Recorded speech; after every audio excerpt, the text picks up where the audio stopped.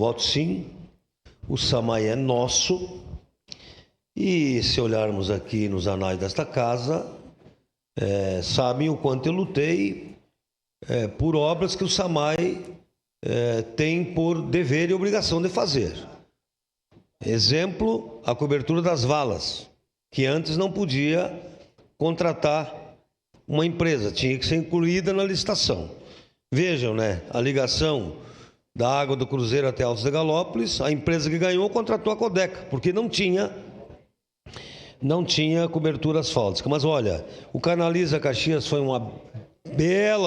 vai ser uma bela de uma sacada para o município, porque vai resolver os problemas dos alagamentos quando o município não tem recursos. Nós temos também que, no futuro, analisarmos as manutenções pluviais, porque o SAMAI repassa um valor e, com certeza, nós poderemos, inclusive, ampliar isso. E isso é um tema que precisa ser muito trabalhado. Quanto vale o Marrecas? E os projetos sociais vão aonde? Se nós não tivermos o SAMAI, que é o primo rico. Sim, eu sempre falei aqui, o SAMAI é o primo rico. Então, nobres colegas, eu acho que essa união de forças para que o SAMAI continue servindo a população.